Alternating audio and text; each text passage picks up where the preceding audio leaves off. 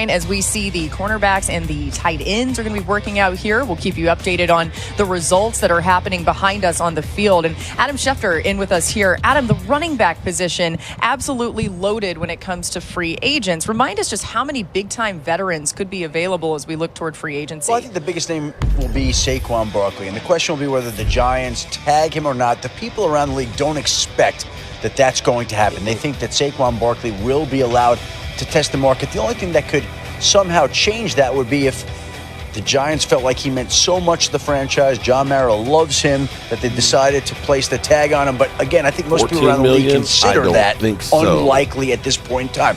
The Las Vegas Raiders also are not expected to tag their former franchise running back, Josh Jacobs. He is expected to become a free agent for certain, and that franchise tag number for him would be over $14 million.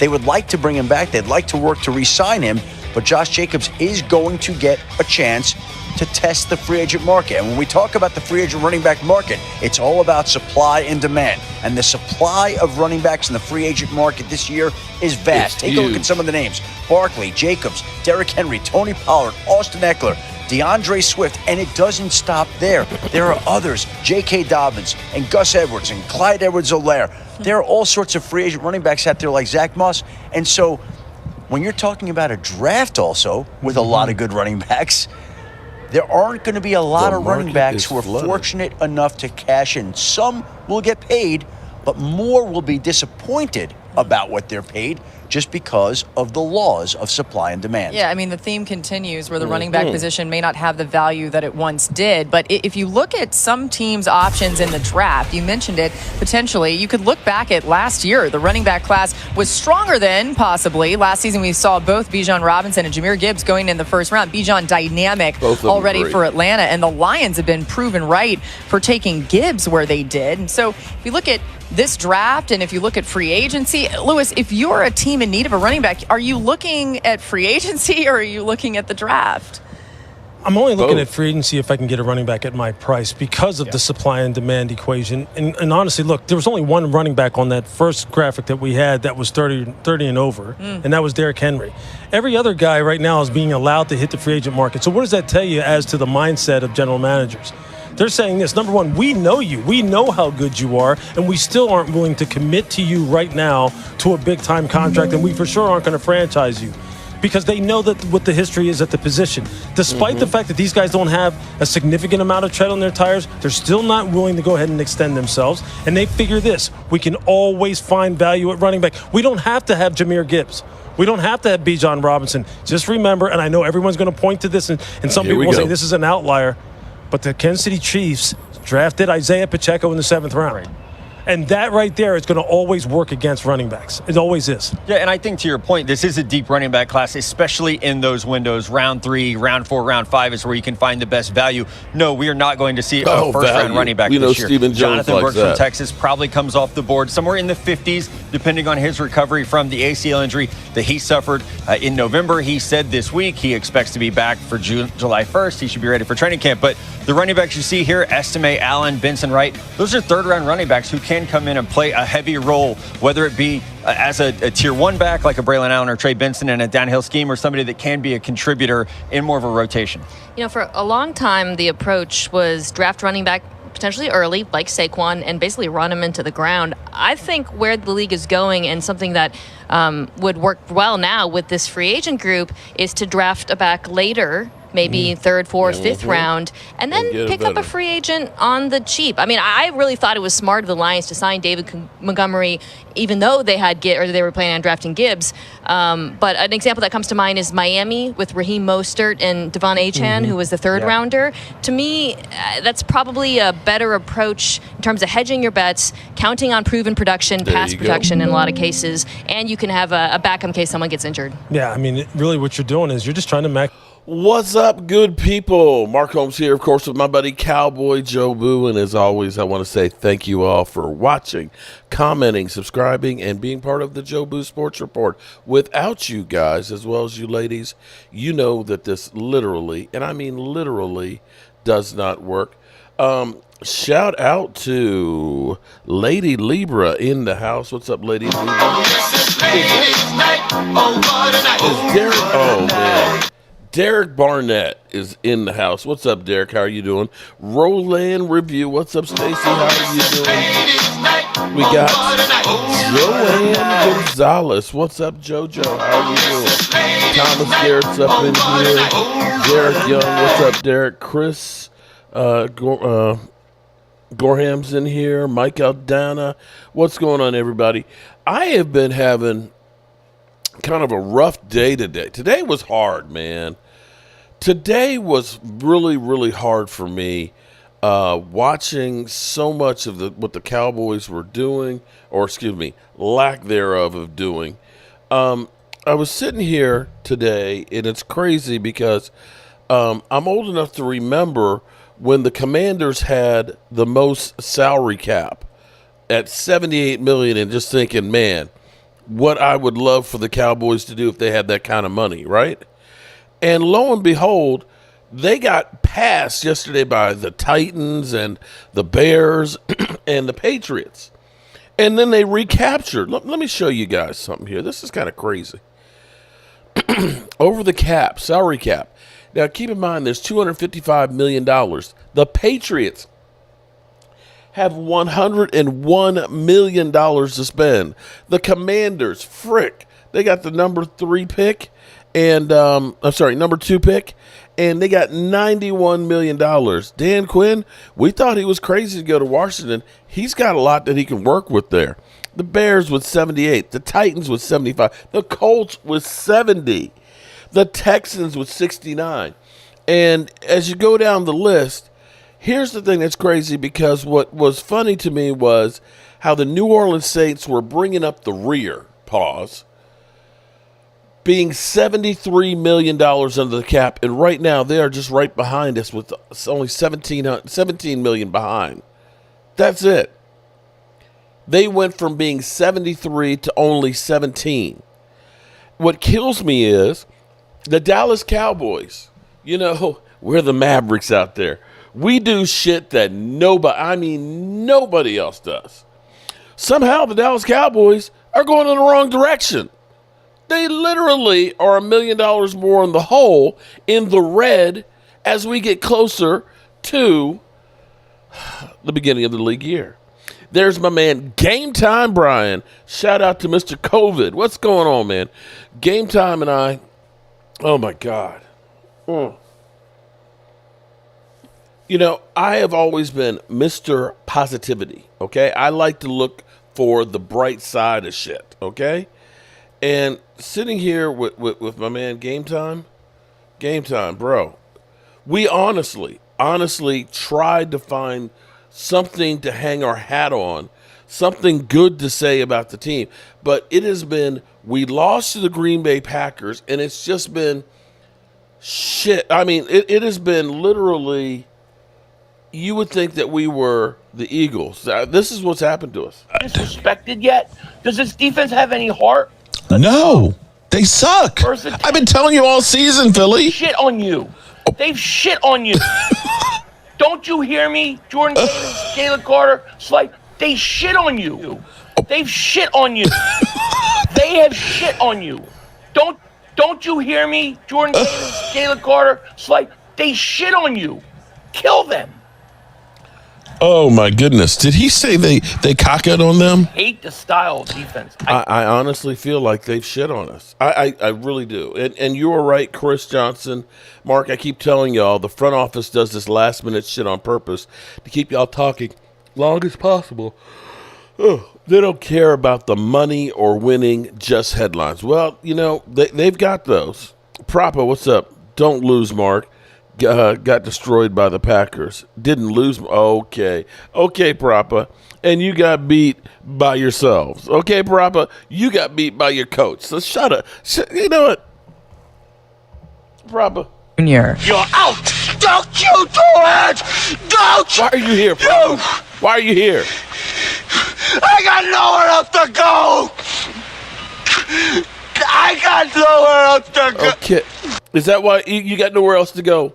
You got no friends. You have to hang out on a Dallas Cow. What? There's no 40 whiner channels that you can hang with. Come on, man. Damn. All right. So be that trolls aside, okay? It has been kind of hard because you sit here and you think about what the Cowboys have been doing so far. Let's recap the week that has been. We've had the combine start out yesterday and things, looking at some players.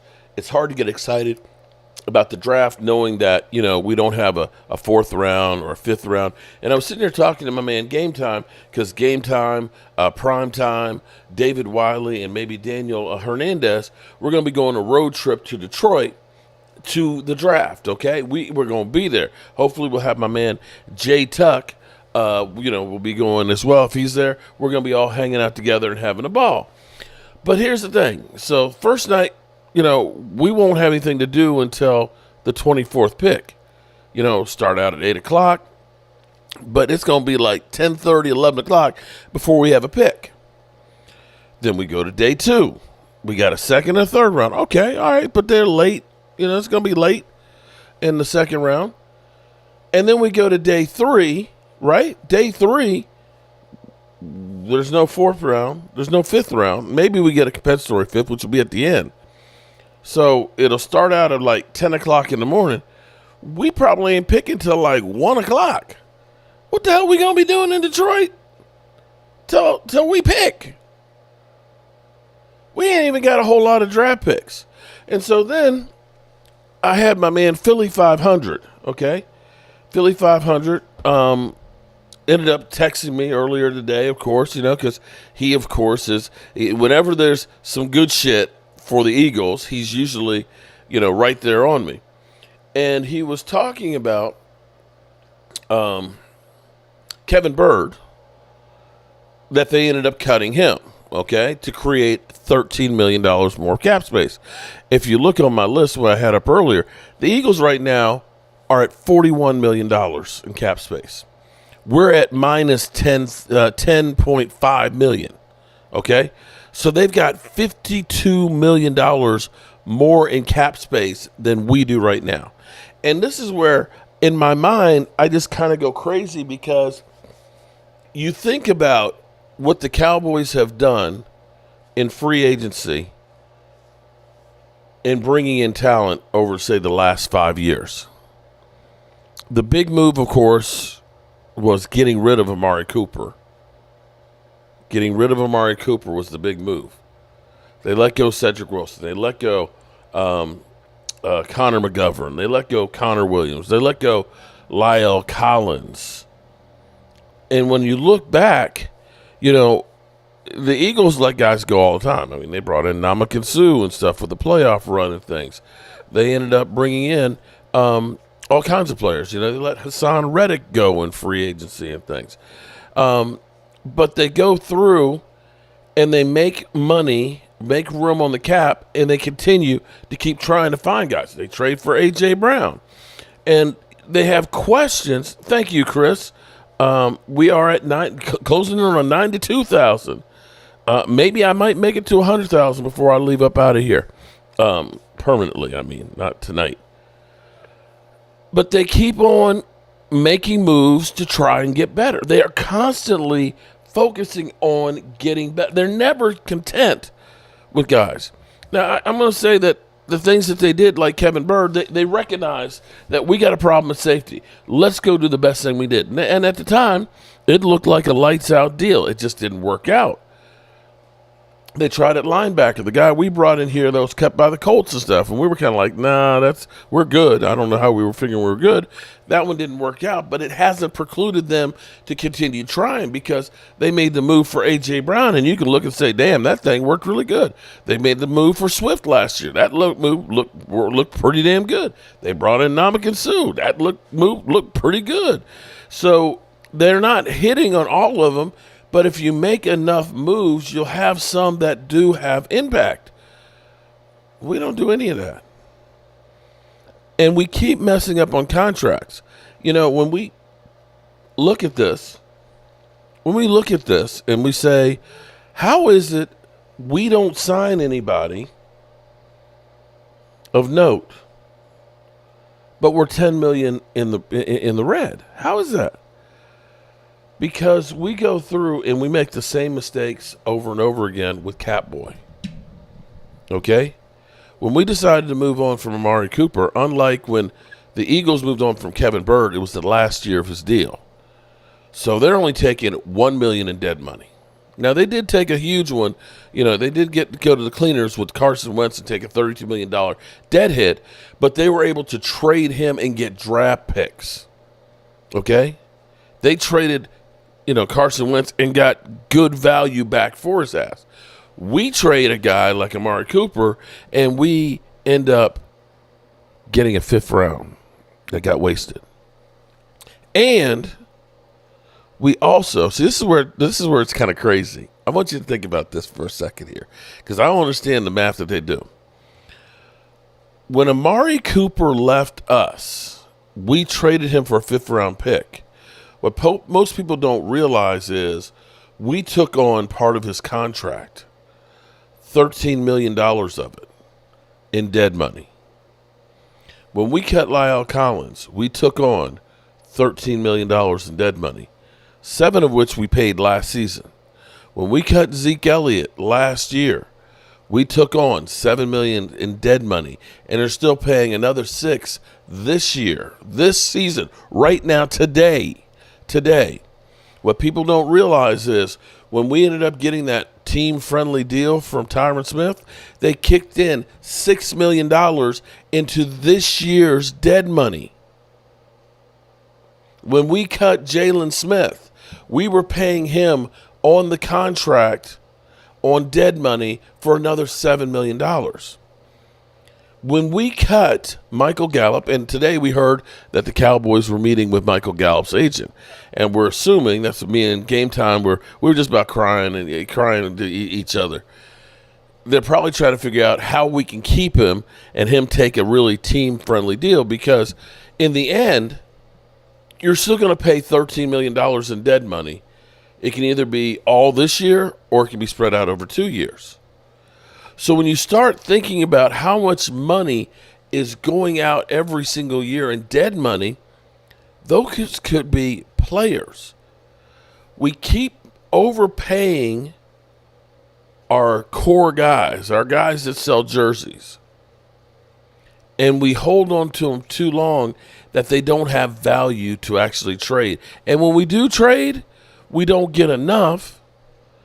And when we trade for somebody, Trey Lance, the only reason why you guys probably laughed when we gave up a 4th round for Trey Lance. Didn't you? Because nobody else is offering anything like that. And for those out there that say the Cowboys blow it up and start all over, do you really think that if you started with nothing and you had Stephen Jones and crew trying to pick up and build a new team, that they're going to do any better? Jeffrey Hubbard, what's up? What's up? What's up? Alan Williams, how are you doing?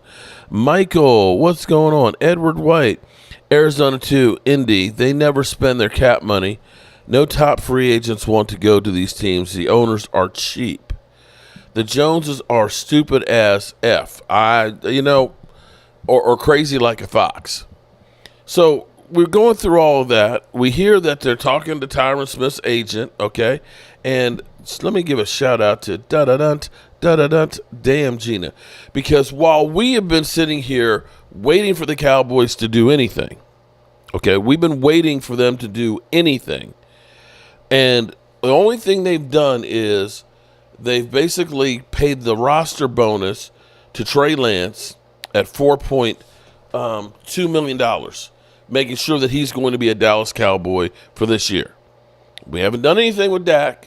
We haven't done anything with Micah. We haven't done anything with CeeDee Lamb. We haven't done anything with Stephon Gilmore. We haven't done anything with, any of the other free agents like Jordan Lewis or Hankins. None of those guys. None of them. None of those guys. There's nothing.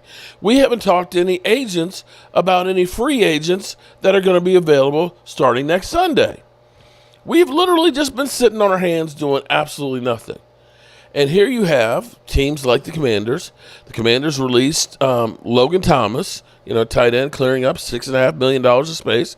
That's where I told you they've gone up to $91 million in cap space, right? They're creating cap space. You had the Eagles, like I said, they got rid of Bayard, right? So, boom, there you go. He's gone. So they created $13 million more in cap room. All these teams have opened up and got themselves tons of cap space. And here we are. Legal tampering starts next Sunday. That's when you can start talking to free agents.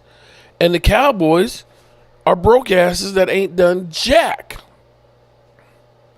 Nothing. Now, we've heard over the course of the last couple of days, we've heard Sports Track say that, because they're assuming that Dak Prescott's going to get a $60 million a year deal. And they assume that it's going to be for 3 years, and they ended up front-loading the dollars on it, which make it really unpalatable, and, of course, has everybody talking about it. Here's the thing I want you to understand. I want you to understand this. The bottom line is you want people to talk and look at your stuff. It's not about being right. Crystal Caramel Corn. What's up, Crystal? What's up? What's up? What's up? Jerry's been BS. Rob Lowry says Jerry has been BSing everybody the whole time. You're right about that. Angelica Barone. What's up, Angelica? She got some blue puppies there you got to check out, man. Got to check them out. Okay. And Philadelphia's even in the house. What you have to understand is Sports Track took that contract and they front-loaded all the money, which is kind of stupid because there's going to be a lot more money later. Okay? For example, part of the reason why the Eagles have a lot of money to work with is they're playing craps with Jalen Hurts, okay? They're hoping they don't crap out. But what they've done is they've made that contract ultra low. They've got a voidable year right now that's got $97 million sitting in there. That is the ticking time bomb for them. That if it ends up being that Jalen Hurts is ass and pulls a Carson Wentz, they're going to be screwed. They're going to be screwed. But in the meantime, they look at it and they say, it's okay. We've got a couple years where we're not putting a whole lot of money at the quarterback. We can try and make a run. And if we get to a point where it doesn't work, then we blow it up and start all over. Because here's the thing. I want you to think about this. Let's go back to the salary cap, shall we? Okay, let's go back to it. I want you to think about something here. I'm old enough to remember Stephen Jones. Regina Green. What's up, Regina? God, I love this chair. I've got to get this video finished for Ewin. This chair, oh my God, man. I feel like I'm literally, if you were sitting here in front of me, I got the 3 screens and the mixing boards. It's like a cockpit. It's literally like a cockpit. I could fly for hours in this chair. Anyway, be that as it may, let me get back. I digress.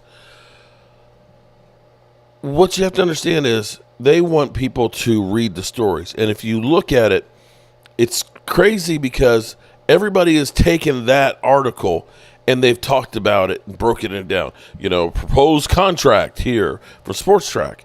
You're not going to take and have Dak Prescott as a $41 million cap hit the first year and $83 the second.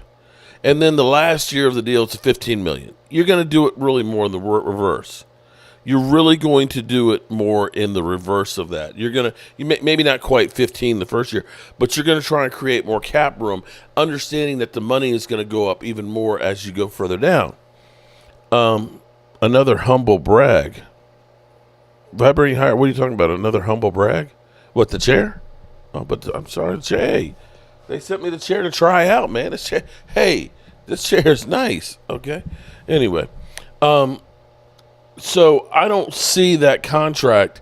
If that's the contract, I say hell no, Jerry. You ain't signing that contract. That's even worse than the one you've already signed right now. And this is where our problems start from Jerry and Steven and the wait until the last damn minute to do everything. I mean, everything. Listen, everybody out here is out here doing work. Oh, I'm sorry, I digress. But Stephen Jones had said right after, I'm talking about, I don't even think that the fingerprints had gotten on the Super Bowl trophy yet. When the Rams had just won the Super Bowl, Stephen Jones said, paying a lot of money for big-name free agents, we don't believe that's the way to do it like the Rams did. It's like, bro, Stephen Jones, bro. Oh, I say it again. You've been had. You've been took. You've been hoodwinked, bamboozled, led astray, run amok. This is what he does. Walker Wade. I said that with Game Time. Shout out to you for the super chat, Walker Wade. That maybe this is the new approach is to make everybody be put on notice. Okay? That everybody is put on notice and nobody should feel comfortable. I don't know if that's the way to do it. What's up, lovely Linda? Shout out to Linda. Thomas Johnson, I'm with you. I'm truly starting to question if this front office is trying to win it all. Yes. But here was my point. So the Rams went all in. They got Von Miller, okay? Not the Von Miller that went to Buffalo, but the Von Miller that was playing really, really good. They traded, I think, a third-round pick to get him. They brought in Odell Beckham Jr. and stuff. They had already had Aaron Donald, but, they traded a couple of number ones to get Jalen Ramsey. They ended up trading a couple of picks to get Matthew Stafford, right? They said, we're pushing all the chips in, and we're going for this thing, and we're going to win the Super Bowl. And they did. They won the Super Bowl. And you looked at it and you said, well, they got all these old guys now. They're going to be in cap hell and, they're going to have to start all over. But that they were in the playoffs and went as far as we did. They lost the first week. But they were in the playoffs after winning the Super Bowl just a couple seasons ago. And here's what's kind of funny about it is, you think about Von Miller, you think about Odell, you think about Matthew Stafford, you think about trading for Jalen Ramsey, and all these guys, right? And winning a Super Bowl. Those guys have $40 million in cap space, $50 million more than we do.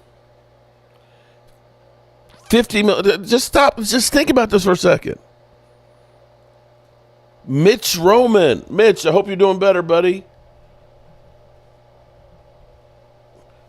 Your daughter let me know you had a little spell there. I'm glad to see you're okay, my man. Shout out, because like Jerry Jones might find out, you are the father. Okay. So think about that. The Rams went all in, won a Super Bowl, got bad, made it back to the playoffs, and now have $50 million more than the Dallas Cowboys, who Jaron Kearse is our biggest free agent signing. We signed guys like Dontari Poe and Gerald McCoy and Emerson Griffin and George Ilokas and guys like that. That's what we did. And somehow we're $10 million in the hole, and the Rams got a trophy a couple years ago, and they got $40 million to spare. The Tampa Bay Buccaneers went out and brought in Tom Brady a few years ago and Gronk and crew, right? They brought in Ndamukong Suh, of course, the hired assassin. They won a Super Bowl, right? And we figured, they're going to go into cap hell. They were in the playoffs, and didn't they beat the Eagles? Didn't they beat the Eagles this year? They got $37 million. The fudge? You see where I'm going with this, right? Somehow, we don't bring in anybody, and we're in the worst shape in comparison to people that bring in a whole bunch of free agents. And see, this is where I think actually it hit me a bit. See, we go through and we bust the bank because we say we can't live without Zeke Elliott. Right? But I think that's the wrong way to look at it.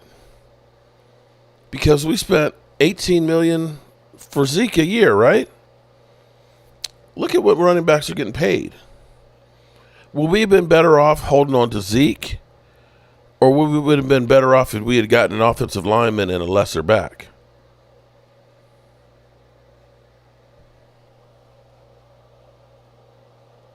Because I look at it, now Kevin Byrd didn't work out for the Eagles, but they weren't tied in for the long haul with a contract that killed them.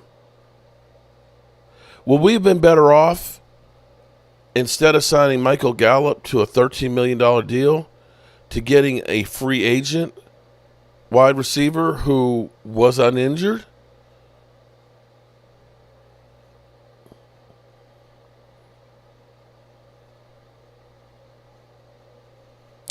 Edward, let me say it again. Okay, so Edward, somebody else sent that to me. The carryover I don't know when the carryover is supposed to happen. I thought it was already supposed to happen. All I'm saying is this. All I'm saying is this, Kevin. Look at the numbers up here. If we do have the extra $7 million, that's great. That's great. Then we're only 3 in the hole. But think about, we're 3 in the hole. We're 3 in the hole when the Eagles have 41. We're 3 in the hole when the Commanders have 101. We're 3 in the hole when the Tampa Bay Buccaneers have 37. We're 3 in the hole when the Eagles have 41. Did I say Eagles already? You understand what I'm saying? Even if you add that carry, that's not so bad. Oh, that's not so bad. Okay. You still have to do something to get under the cap, and you have 16 players that you're losing in free agency that are either going to be re-signed or replaced. You're talking about peanut. You're talking about crumbs now. We're talking about crumbs on the cap with that $7 million. Yeah, is that supposed to make me sleep better? Oh, shit. I forgot about the carryover, man. Shit. Man, oh, my God. We got. Money.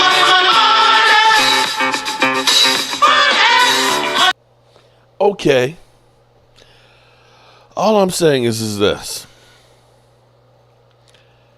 You got Stephon Gilmore, you got Dante Fowler, you got Dorrance Armstrong, you've got Jordan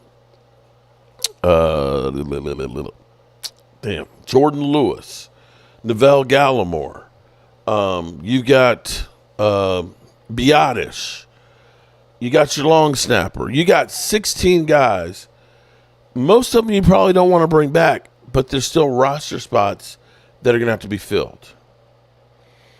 And we need to upgrade on some places.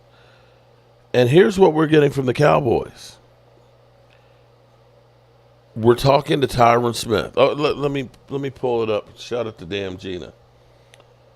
So Jerry Jones, here's the exact quote from Jerry by John Machado.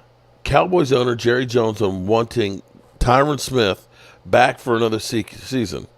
We'll get in there in the right way and discuss his business and work out something that's good for the both of us. He's had a great career. He's a Hall of Famer, and I can't tell you how good a shape I thought we were in with him going into the playoffs. His health and where he was. Thought that we were going to that we were just what you wanted to be. And I give a lot of credit to Coach McCarthy, him getting it pushed up in there where we had Tyron, he's just right, and we went into the playoffs. See, and here's the problem. Stephen Jones says, we don't have a culture issue. Here's Jerry Jones. I thought we were in great shape going into the playoffs. So, Tyron Smith, I said to Brian, I think he'll be at a retirement home, and they'll be wheeling him out in a wheelchair out onto the field. That's his favorite son. We got the Cowboys talking to Michael Gallup's people, and I'm sure they're trying to say, well, you know what, Michael Gallup, why don't you take about $5 million this year, and we'll keep you on the team because we're going to have the dead money. I bet you that's what's happening there. And then we got Trey Lance, who got his extension for this season, or his bonus money, to keep him on the roster. And so, okay, the only moves we've made is keep Trey Lance, keep Tyron Smith, and try and work out a deal with Michael Gallup. And other teams are creating cap space to try and make some run at some extra talent. By the time the Cowboys finally get off their ass and get Dak's deal done, because here's the other part of the equation now. This is Jerry. You know, we first heard that the Cowboys were, that it wasn't guaranteed. It wasn't guaranteed that the Cowboys were going to get a deal done because, of course, we like the drama. We, or at least Jerry likes the drama. So it was, this is Jerry's exact quote from Todd Archer. Jerry Jones, the Cowboys will begin work in the near future on Dak Prescott's contract. What we do there or don't do, I can't say at this time, Jones said. But the main thing is it's going to be our quarterback. Why are we waiting until now? Why are we waiting until a week before free agency? Why didn't we try and do this last season before Dak Prescott had a runner-up MVP season? Why didn't we try and do this before 5 people got paid over $50 million? Why? Why are we waiting? Why? That's what I don't understand. Why are we waiting? Why do we always wait? We're waiting to make our moves to get under the cap. We're waiting, to, of course, to go in free agency. We wait to go ahead and do the contracts. This shit don't make any sense. And that's where I was hoping that Brian was going to talk me off the ledge, but Laura Cook. It's volleyball for me, Brian. Shout out to Laura Cook.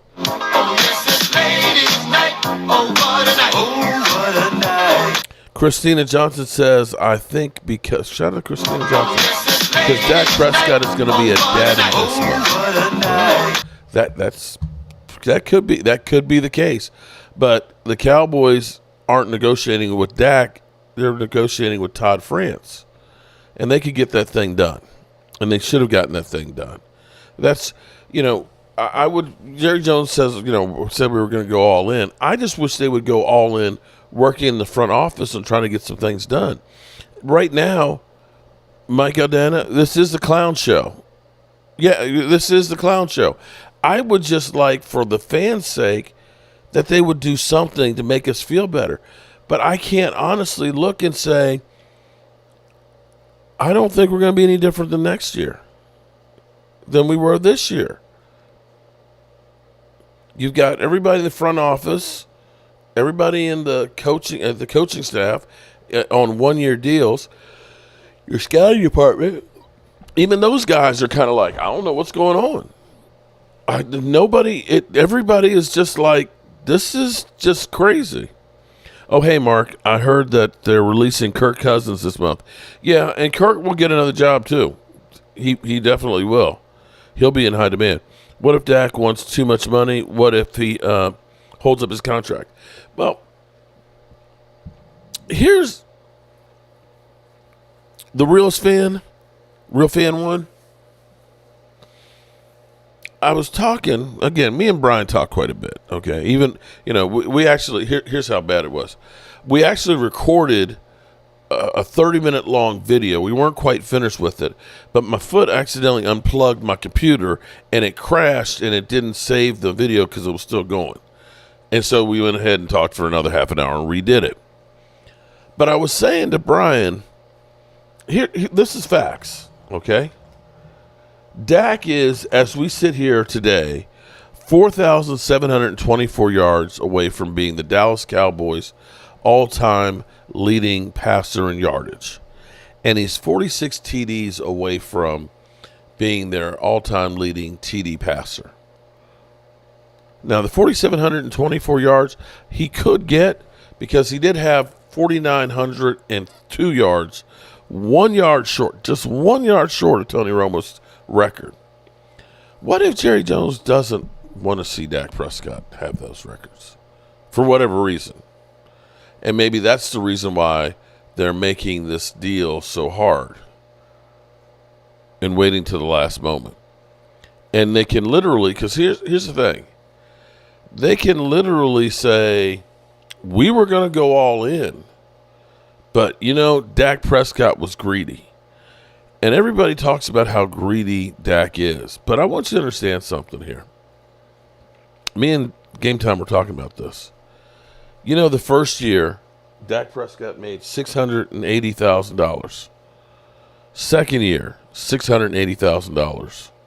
Third year, $680,000.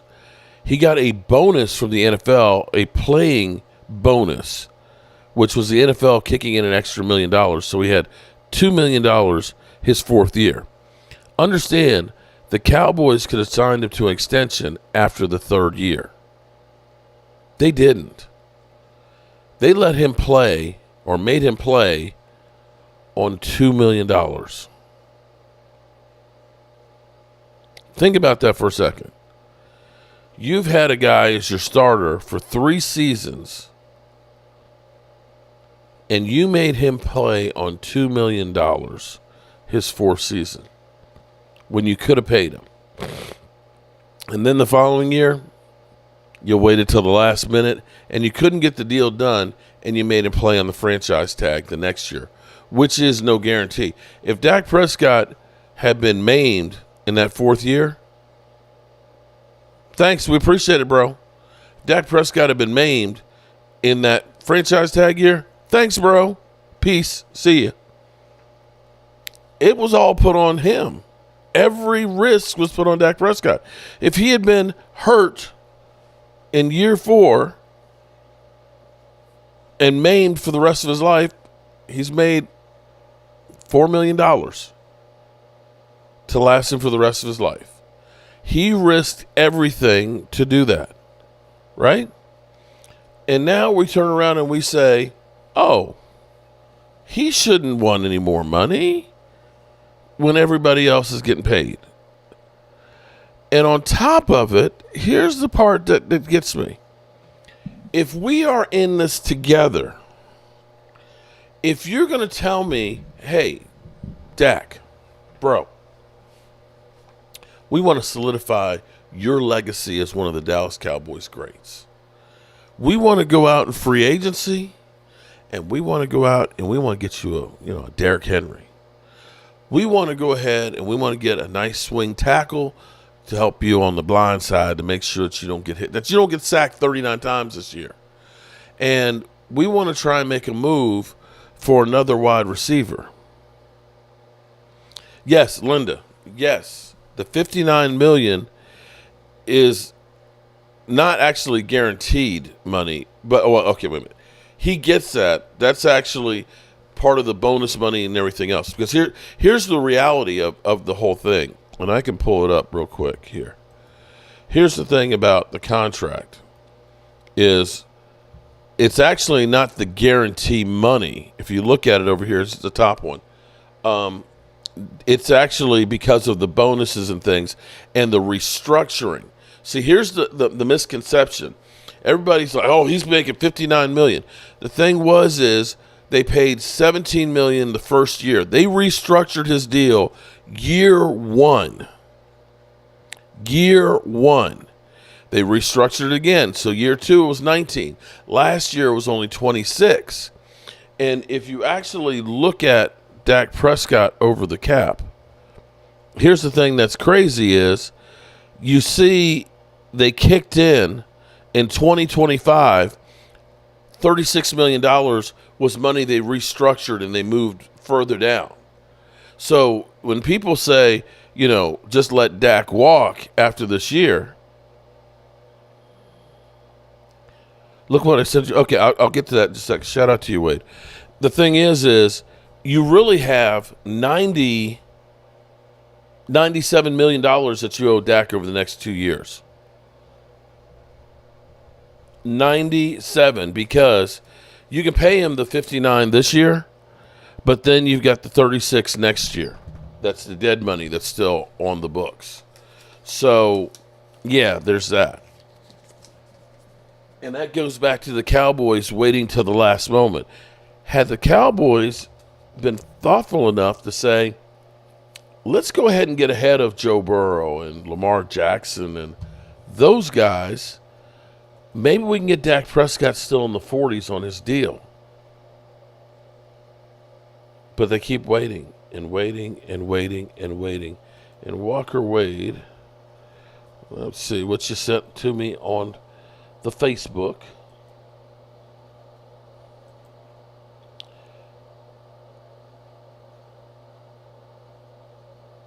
Okay. Mark, watch this rant 9 years ago. Nothing's changed. Okay. Let's see if we can get this. Schedule. You see this team and what they've been able to roll out, and you expect to get a win. I want to tell you, would have to. Donovan and I are in the process, I really mean this, a process of forming a relationship, working every day about who takes this segment, or you've got this opinion, or I've got that opinion. Every day, I'll come in and say, Donovan and Michael said, maybe we want to go this direction. Yeah, that's a good direction. What I appreciate about Donovan is he's given me at times 3 or 4 moments to still go off. And I wish to go off on this football team. All right, go off, Norm. If you enjoy being laughed at, Jerry, then revel in it. Climb right into the spotlight and revel in it. Your team is now the most ridiculous team in the National Football League. The pregame shows, the postgame shows, all over network TV, all the commentators, they're laughing at you. They're watching you unravel in public. It's like a circus. Step right up, ladies and gentlemen, and watch the Dallas Cowboys unravel right before your eyes. Look at them in the locker room, fighting and screaming. Look at them on social media. Look how they look like they don't give a damn on the field. Look at a coach that you have castrated. Does Jason Garrett have any control of personnel? Absolutely not. If he had control of personnel, some of the people that started the year on this team wouldn't be here. Does he have any control of discipline? Oh, please. Please. That's funnier than a Seinfeld routine. Does he have control of a lineup? I suggest he doesn't even have control of a lineup. Who announced McFadden was going to be the starting running back? Who announced Castle was going to replace Whedon? And let me ask you something. If the coaching staff had its way, would Rolando McClain have been back here? And if he were back here, would he have been benched by now for some of his play in the last few weeks? Does any other coach in the league have a situation where he's been so neutered? He does not control discipline. He has no final word. Hardy's late for meetings, virtually skips a meeting. Any discipline? Nope. I don't know. Coach Jones, what do you think? You run the team. You run the lineup. You run the roster. You run the discipline. Hey, actually, should Garrett be yelled at? Wade. Yeah, he should.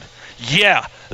But on the other hand, does he have charge of the locker room? If he goes in the locker room and puts his foot down, do 14 people giggle? Oh, shit. Or do they sit there tweeting during his talk? Oh, wow. Let me tell you something. If you beg to look ridiculous, Jerry, you got it. You got it.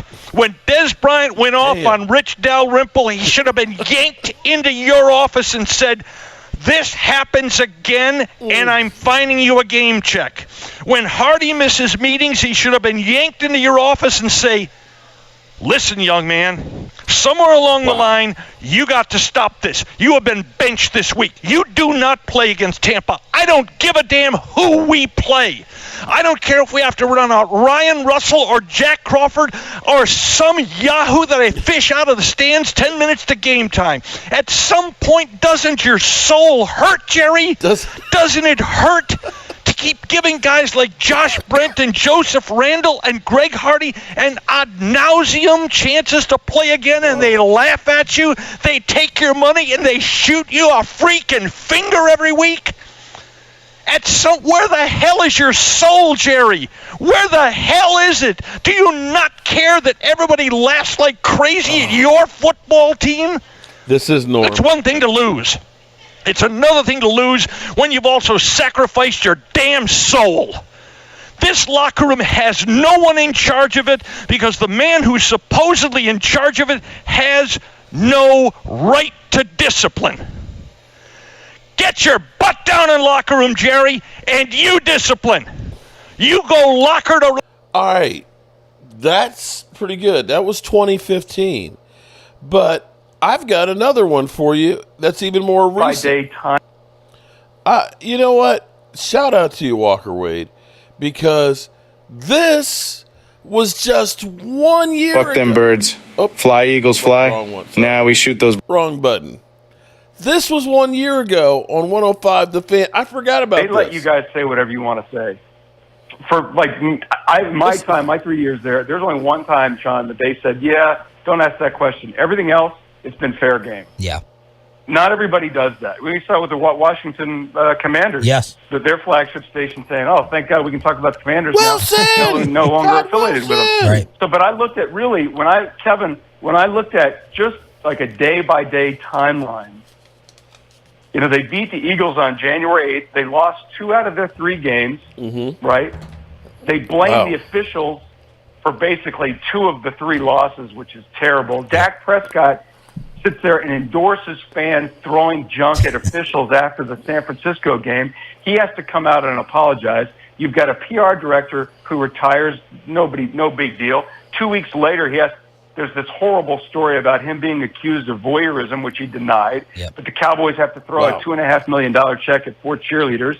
Dak Prescott has another surgery. The Cowboys trade a wide receiver that they used the number 1 pick on back in 2018 in exchange for a 5th because the coaching staff doesn't like him, right? Then they give all this money to a guy who tore his ACL on January 2nd. Michael Gallup's not going to be ready for camp, right? 2 years ago. Tank Lawrence is their best pass rusher. He comes back, that's a highlight.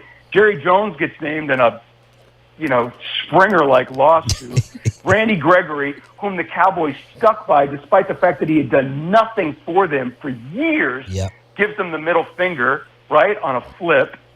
Then they've got to cut Lyle Collins because the coaching staff didn't like him. But they kept their punter. Mac, why is Stephen Jones the Alan Greenspan of the NFL? That's a great one-liner, by the way. Wow. Thank you very much.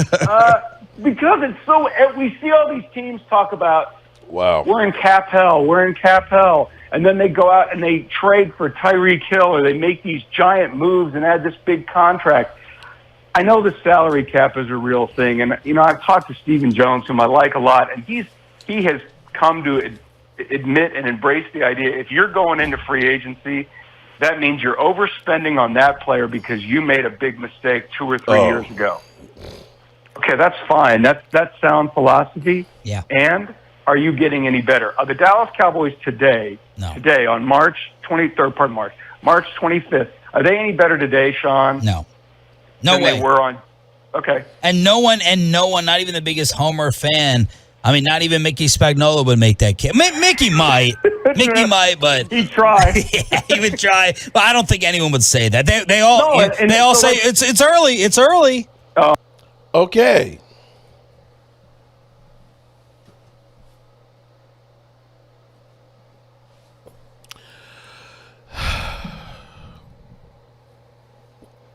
We are in cap hell. Or, no, not cap hell. We're just in cowboy hell. This is Groundhog Day. Guys.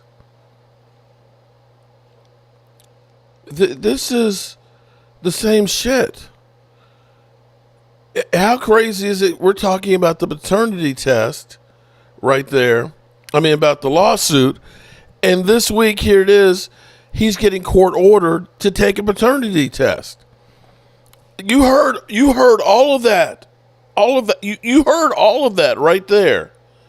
That we did. That I think that was 2 years ago. Right? Exactly the same. And you know what's going to happen, Mark. Thanks, Mark. Made me laugh. Oh, my God. But you know what's going to happen? By the end of training camp, they're going to go through and they're going to get, they'll get Bobby Wagner. Well, let's say hypothetically, they get Bobby Wagner in here. We're going to get oh, man, we got Bobby Wagner. And we're not going to get Bobby Wagner that got 161 tackles. We're going to get Bobby Wagner that's going to play more like Eddie George did when we got him. You understand what I'm saying? We keep looking and saying, it's Dak Prescott. It's freaking Dak Prescott. But look what we keep doing. Look, that rant by Matt, that was before Dak Prescott got here. He was talking about discipline. Des Bryant going over here having fits on the sideline. Randy Gregory going after the coaches. Orlando McClain not practicing. I don't feel like practicing today. I'm going to stay in the weight room. The discipline before Dak, that was with Tony Romo. This is the same shit. They ain't going out in free agency to bring in some help. You heard him say, Stephen Jones's philosophy is, well, if you have to go out in free agency, then it's because you messed up 2 or 3 years ago and you're overpaying for a player. Got news for you. Zeke Elliott wasn't a free agent and you overpaid for him. Got news for you. Michael Gallup wasn't a free agent and you overpaid for him. Got news for you. You screwed the pooch on Dak Prescott's contract. That's not the quarterback. That's you guys. We're a retirement home for players on their way out. AJ, you are 100% right. So that's it in a nutshell. Stephen Jones, he detests free agency because that's admitting that they're not doing things right. But if you do screw up, why don't you try and fix it?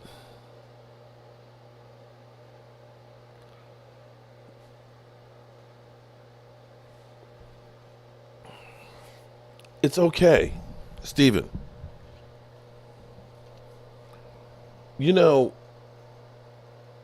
Let me explain something to you.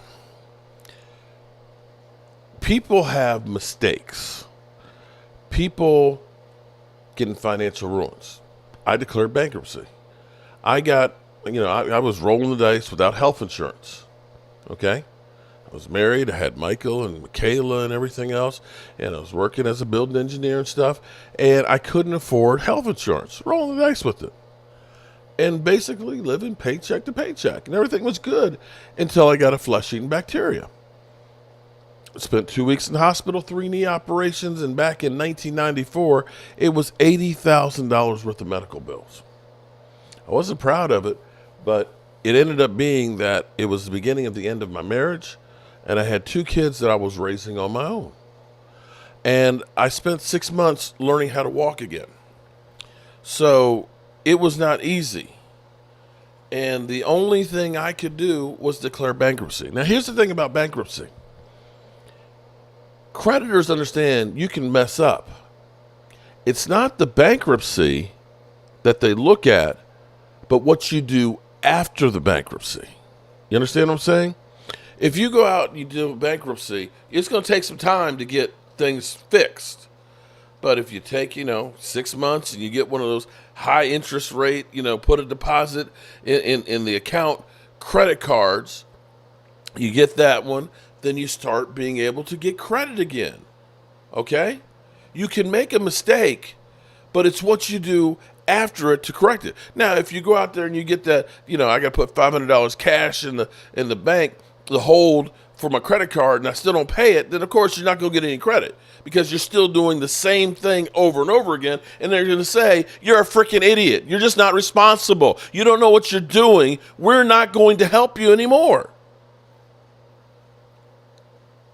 It's what you do after you make a mistake. The draft is a crapshoot. Do you think that the Jaguars thought that Trevor Lawrence is going to be second in turnovers, drafting him at number 1? Do you think that when Tampa Bay drafted Jameis Winston that they thought he was going to be 30 for 30 TDs and 30 interceptions? No, they made mistakes. They rectified it by saying, you know what?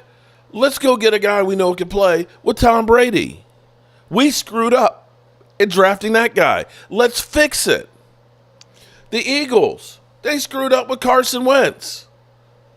And what do? Well, we got Jalen Hurts. We don't know if this guy's right, but we're going to support him and try and give him every opportunity to succeed. So if you literally say, if you have to go out in free agency because it means you messed up 2 or 3 years ago and you don't try and fix it, you still have the problem. You still have the problem. So is that why we didn't go out and say, we got a problem at linebacker? We got a problem at linebacker since, Jalen Smith had drop foot. Leighton Vander Esch has a trick neck. That Overshone ended up tearing his ACL. And Damone Clark's not quite what we thought. Instead of saying, we made a mistake and let's go out and get a guy, let's make a trade and fix it, we say, let's just take a safety and put him in there because that'll work. There it is, guys. There is, in a nutshell, all of our problems right there. Stephen Jones doesn't know shit. Wow. Wow. Thank you, Walker Wade, for bringing up that 2015. It's the same old game, different players, but it's the same old game. We're undisciplined, and it starts from the top down. And Stephen Jones says, we don't have a culture issue. When Bill Parcells was here, if you had a stupid-ass penalty, you run into the kicker, or you jump offside, or you tackle an offensive lineman that cost us 15 yards, sit your ass down. Somebody be in your face. Somebody would hold you accountable. When Jimmy Johnson was here and the kicker said, I got asthma, take your asthmatic ass over on that other field and get cut. Yeah. Mark played defensive tackle. Signed Mark Holmes. I'd take the money. I tell you what, I might not be able to play, but I won't be tired. I won't be tired. I'll earn my money, boss.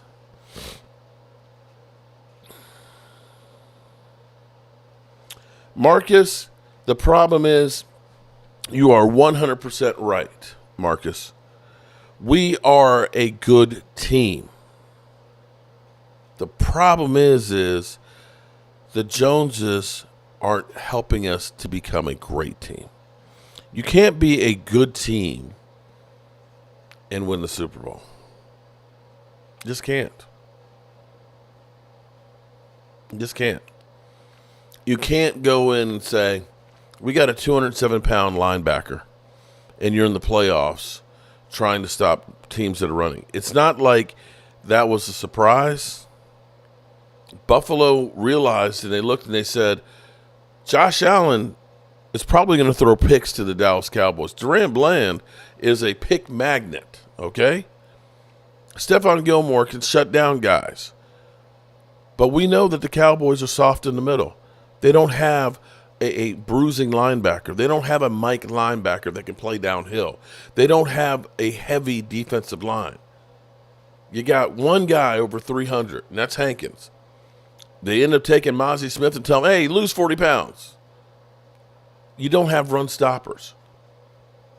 Josh Allen only threw 13 passes. Everybody said, oh, Josh Allen beat Dak. No, your running game beat Dak because our defense couldn't stop him.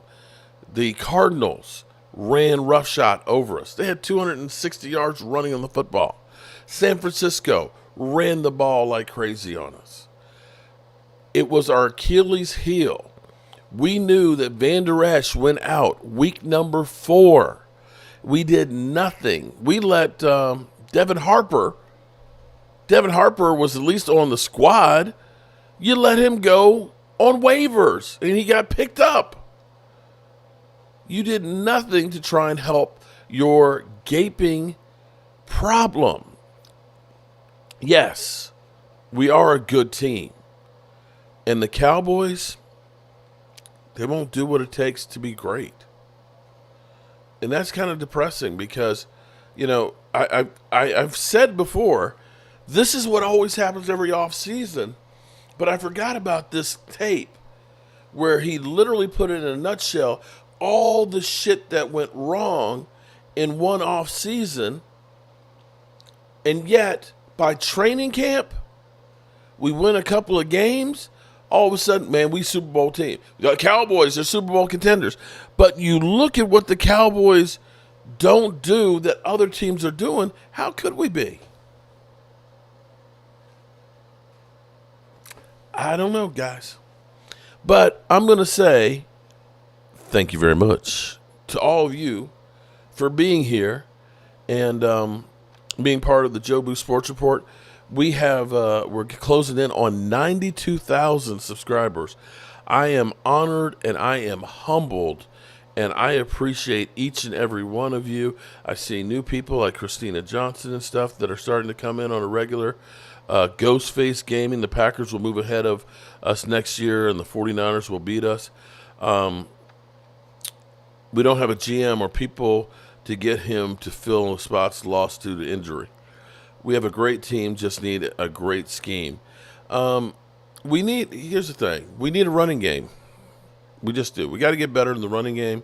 We got to get better in the linebackers because contrary to what like Derek will say, that it's Dak Prescott, in the same way I just described what the Buffalo Bills realized is if you constantly throw the football with Josh Allen, if you make that team one-dimensional, he's going to make some incredible throws.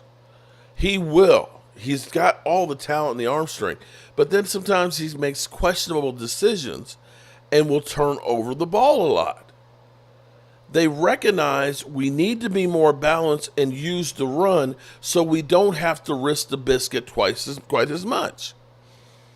And that's where we were surprisingly this year without Zeke Elliott and not getting a replacement for Zeke, trying to say, you're now getting paid the big bucks, Tony. You've now got to be Zeke and Tony. And that didn't work.